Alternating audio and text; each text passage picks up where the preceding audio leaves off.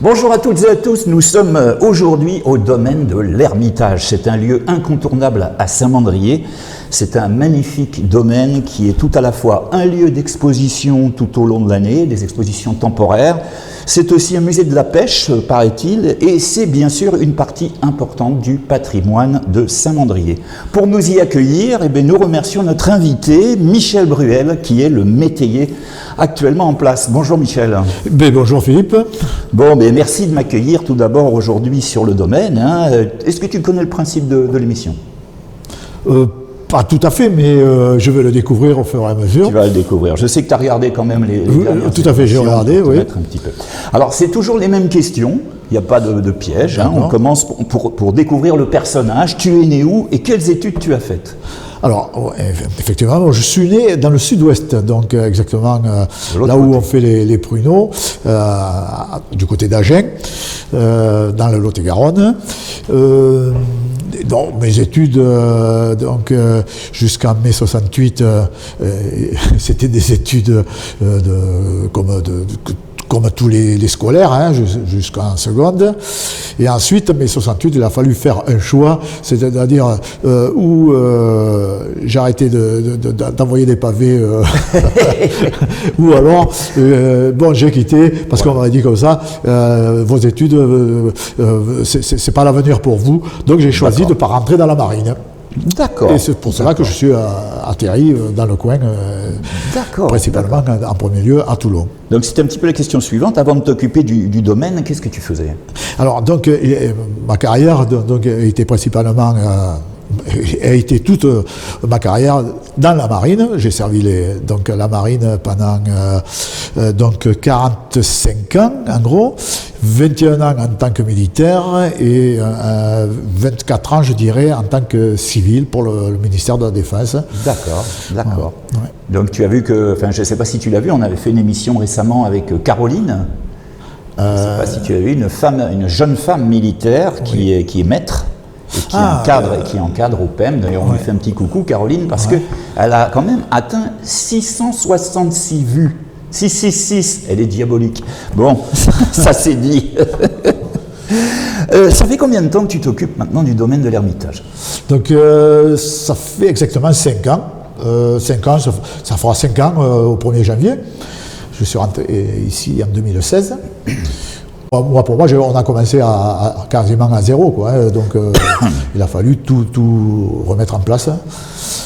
D'accord. Donc c'est une question qu'on m'a posée, parce que évidemment pour nous c'est logique, mais en quoi consiste la fonction de métayer ? Qu'est-ce qu'un métayer ? Alors, le métayer, en fait, un métayer, c'est une façon entre, on va dire, un propriétaire et un agriculteur, comme je le suis, puisque je suis agriculteur maintenant, entrepreneur agricole, pour être en règle avec la législation, pour faire ce que je fais, donc il faut avoir des droits. Et donc le métayer, la fonction métayage, ça existe depuis très longtemps. Oui. Celui qui occupe les terres donne une partie de ses récoltes au propriétaire. Et en l'occurrence, là, donc, la mairie est un gestionnaire. Je partage donc mes récoltes avec la mairie. Une partie donc du vigne en récolte de vin, récolte de raisin qui se transforme en vin, bien entendu. Et l'autre partie par rapport aux légumes que je cultive sur le domaine, que je donne pour la cantine scolaire. Alors, quelle est la journée type de Michel ? Une journée, alors j'aime bien le mot paysan. Il est noble. Voilà. Je suis tout à fait d'accord. Une journée de paysan, comme disait mon grand-père, elle commence quand le soleil se lève et elle s'arrête quand le soleil se couche. Que ce soit par rapport donc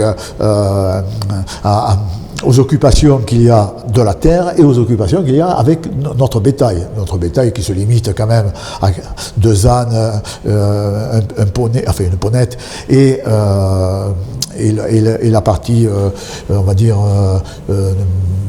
les poules, toutes les volailles, et les lapins, sans oublier les lapins. Et les lapins. Est-ce que tu es seul à t'occuper de tout sur ce domaine, ou est-ce que vous êtes plusieurs ? Alors partie spécifiquement vignes et maraîchage, et les animaux, c'est uniquement moi qui m'occupe de tout ça. Ensuite, la mairie a mis à disposition sur le domaine d'un gars qui s'occupe, lui, on va dire, un peu des espaces communs, c'est-à-dire l'allée principale, l'allée des rosiers, et puis les carrés qu'il faut entretenir pour le public. Voilà. D'accord. Avant de se retrouver dans un petit instant, on va faire un petit tour du domaine et on va regarder, vous allez voir, il y a aussi une boutique. On se retrouve dans quelques instants.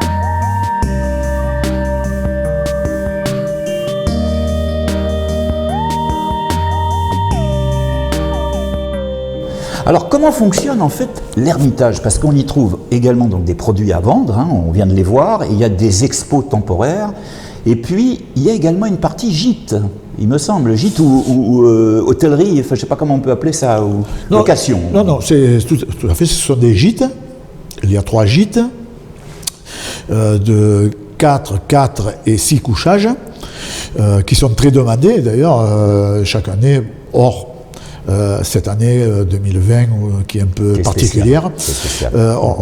Toute l'année c'est complet. Donc ces gîtes sont dirigés administrativement par la mairie. Donc mis à disposition sur le domaine d'une personne qui s'occupe de l'accueil des clients, de tout l'hébergement, de l'entretien général de tous ces gîtes. On a parlé avant, parce qu'on les a regardés, des produits à vendre. Alors les spécialités de l'Ermitage, c'est quoi? Bon, c'est variable en fonction des saisons, bien sûr. Alors, moi, mes atouts principaux sont la citrouille, en général, la cocourde, dont on a fait la fête. Et ensuite, en été, j'apprécie beaucoup, et les gens, tout particulièrement, la tomate. Voilà. Je sais, pour y avoir goûté évidemment, que l'Ermitage produit un savoureux rosé que je vous recommande particulièrement. Comment il est né ce vin et quelle est à peu près la production moyenne par an? Alors, les vignes sont jeunes. Les vignes ont 4 ans, 5 ans, on va dire, allez, 6 ans. On en a replanté entre-temps, donc on est à la 6e feuille. On a un rendement qui est... La première récolte vraiment réelle que l'on a fait a été 2019. On a eu 35 hectolitres donc, de vin, et on a fait que du rosé. Parce qu'en fait, il faut savoir que pour faire un vin aux caves coopératives de Silasure, c'est la coopérative de Sanary, ici tout près, il faut savoir qu'il leur faut 3 tonnes minimum pour faire un cru d'un seul lieu. Voilà. Donc nous, on a récolté donc, 5 tonnes 6 en 2019, 5 tonnes 6 en 2019, donc il est bien entendu qu'on n'aurait pas pu faire du rosé et du vin rouge. Et du vin rouge. Alors, ceci étant, donc, moi j'y ai goûté, il est il est doux, il a vraiment une saveur particulière, il est léger en bouche, il est rafraîchissant, je dirais, à goûter avec aucune modération, avec modération. Pardon. Bon, voilà. Bon, ceci dit, c'était la petite blagounette. Mais je voulais préciser que ce vin, principalement, j'essaye de traiter au minimum. Enfin, quand je dis traitement, ce ne sont pas des traitements. Oui, il est naturel. Voilà, ce sont des traitements soufre et bouillie bordelaise uniquement, voilà, classique. Et le minimum possible. Je prends des risques, mais au bout du compte, c'est rentable parce que le vin est moins... Si tu n'avais pas été militaire, si tu n'avais pas fait tout ça, qu'est-ce que tu aurais aimé faire? Agriculteur. Agriculteur. Donc en fait, tu te réalises pleinement maintenant. Ah oui, tout à fait. D'accord. Ça va toujours. Quelles sont tes passions et tes loisirs? en dehors de cette activité? Alors, on a un pointu. Voilà. On a vu d'ailleurs ta photo de présentation qui était oui, c'est vrai. Pointu, ouais. Donc pour moi, c'est... la pêche. Alors la pêche, j'aime pas faire du mal aux bêtes, et ça me fait de la peine d'attraper des poissons. Ça fait que j'en attrape pas beaucoup, moi. D'accord. Je les nourris. Par contre, tu te balades avec le pointu. Mais voilà, j'adore me balader au pointu. Ben oui, avec le pointu sur lequel j'ai créé une voile, et on fait de la voile latine. Alors ça, c'est très très beau. Ouais, ça, c'est très beau. Pour conclure, il y a 2 questions traditionnelles dans cette émission. C'est qu'est-ce que tu aimes le plus et qu'est-ce que tu détestes le plus dans la vie? Dans ma carrière, ma deuxième carrière, on va dire quand j'étais dans la marine, c'était le contact, parce que je m'occupais des marchés publics et on était toujours en relation avec l'extérieur. Donc ce point-là, quand je suis parti à la retraite, j'avais peur de le perdre, mais là je l'ai retrouvé par rapport à la boutique et tout ça, où on a quand même du contact avec l'extérieur. Alors, c'est pour ça que le plus, ce que j'aime le plus, tout le monde va dire peut-être pareil, mais l'amitié c'est énorme. C'est énorme, et la franchise, amitié et franchise, et par contre ce que je déteste le plus, c'est qu'on parle de moi derrière, alors que je suis très réceptif, et qu'au contraire, je préfère qu'on me parle devant, parce que nul n'est parfait. Les gens de Saint-Mandrier te connaissent pour ça, et on peut s'arranger, s'il y a quelque chose qui ne plaît pas à quelqu'un, on ne l'a pas fait exprès, et donc on peut y remédier. Alors Michel, comme tous nos invités, tu vas t'adresser à cette caméra, parce que quel est le message que tu aimerais faire passer? Si tu en as un message à faire passer, ça peut concerner la vie courante, ça peut concerner l'activité, ça peut concerner ce que tu veux. Un message, donc tu t'adresses là. J'aime la terre et j'aime ce qui sort de la terre. Et si on peut s'appliquer à ce que ça continue et à le préserver, mais bon, c'est pas réalisable parce que il faut faire vivre notre pauvre planète, comme je dis, notre pauvre planète, nos habitants sur notre pauvre planète. Et si on veut faire ça, on est obligé de passer par des moyens tels que le désherbage, les engrais, les pesticides. Alors après, bon, il faut trouver des solutions et des moyens pour le minimiser. Le message est entendu, c'est préserver le plus possible la planète. Ouais. Et je sais que les scolaires, les enfants, la nouvelle génération y est de plus en plus sensible. Ouais. Et c'est une très bonne chose, ça sera peut-être eux, même il y a de fortes chances qui sauveront ce qui est encore sauvable, si on peut dire comme ça. Merci Michel, en tout cas, de t'être prêté à cette émission. De rien, au contraire, c'est avec plaisir. Donc évidemment, je te souhaite de très bonnes fêtes de fin d'année. Ah oui, effectivement, réciproquement, Philippe. Avec bien sûr la sécurité à adopter, les gestes barrières, tout ce qui est d'actualité, bien évidemment.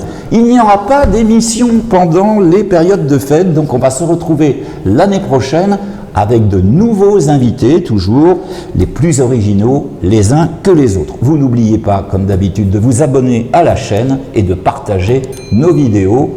Au revoir à tous et à tous, bonne fête de fin d'année et à l'année prochaine.